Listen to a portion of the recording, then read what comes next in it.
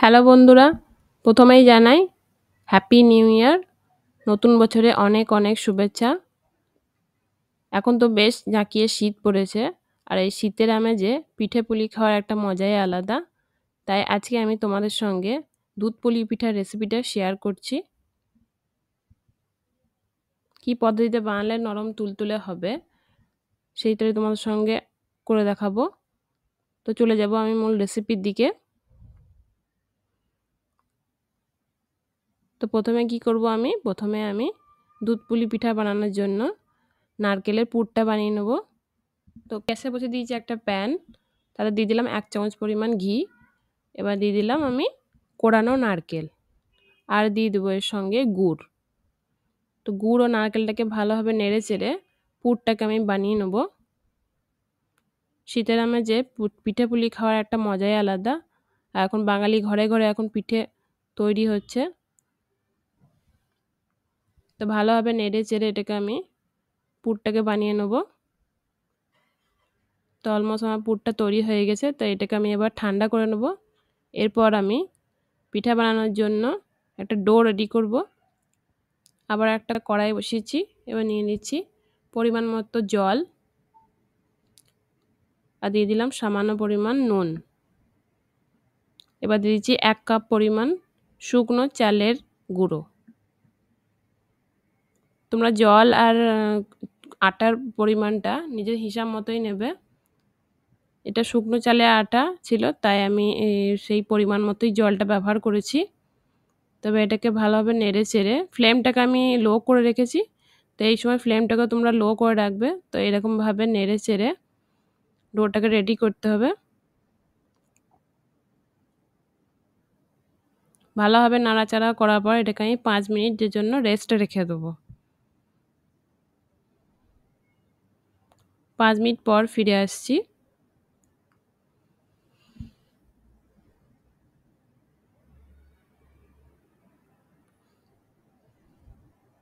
5 minute পর ফিরে আসছি।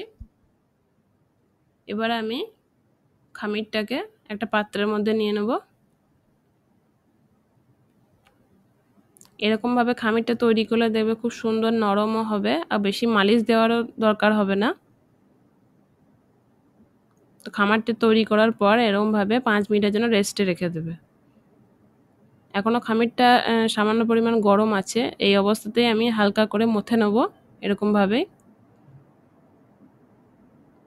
প্রথমে এরকমভাবেই মালিশ দেবে। তারপরে যদি জল দরকার হয় হাতে একটু করে জল নিয়ে নেবে। খুব বেশি জল দেবে না, কিছুক্ষণ পর দেবে এরকম নরম হয়ে আসবে। এবার কি করব, আমি ডোটাকে 2 ভাগ করে অল্প অল্প ছোট ছোট করে লেচি কেটে নেব। সমস্ত ডোটাকে লেচিগুলো আমার কাটা হয়ে গেছে। এবার হাতে অল্প একটু করে জল নিয়ে এগুলোকে গোল গোল করে নেব।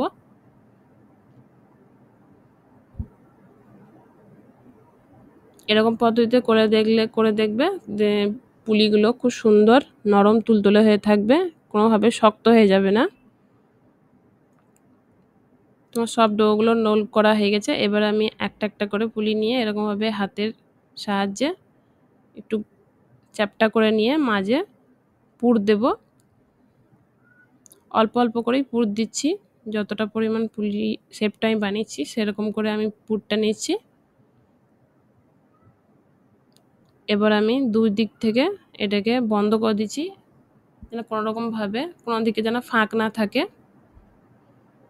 হাত দিয়ে একটু সাইডগুলো একটু দাবিয়ে দাবিয়ে দেবে, তা দেখবে কোনোরকমভাবে দুধে সেদ্ধ করার সময় ফেটে যাবে না। এই পদ্ধতিতে করে দেখবে কোনোরকমভাবে দেখবে পুলিগুলো ফেটে যাবে না। আবারও একটা করে দেখাচ্ছি তোমাদেরকে। সামান্য পরিমাণ পুর দিয়ে এরকমভাবে হাত দিয়ে চেপে চেপে এরকমভাবে মুখগুলোকে বন্ধ করে দেবে। ঠিক এই পদ্ধতিতে আমি সব পুলিগুলো তৈরি করে নেব।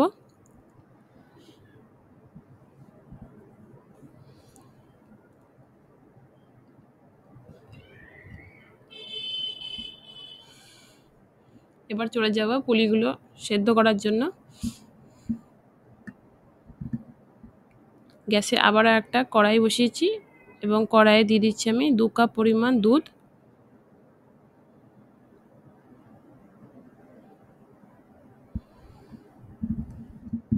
এটা আগে থেকে ফুটিয়ে রাখা দুধ নিয়েছি আমি। আর সব পুলিগুলো দেখতে পাচ্ছি আমার তৈরি করা হয়ে গেছে। ফ্লেভারের জন্য আমি এখানে এলাচ 2টো ফাটিয়ে নিয়েছি। এবার একে একে পুলিগুলো দিয়ে দেবো দুধের মধ্যে। দুধটা ঠিক যখন ফুটে আসবে ঠিক সেই সময় দুধের মধ্যে পুলিগুলোকে একে একে দিয়ে দেবো। তাতে কি হবে, মানে দুধটাও ফুটে আসবে, ফুটে ঘন হবে আর পুলিগুলো খুব সুন্দরভাবে সিদ্ধ হয়ে যাবে। এরকমভাবে ভালোভাবে ফুটতে দেবো।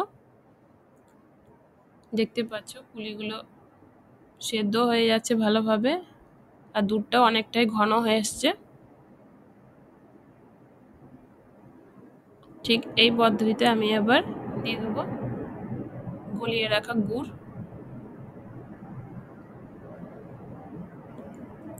গুড়টা দেওয়ার পরও ভালোভাবে নেড়ে চেড়ে মিশিয়ে নিতে হবে।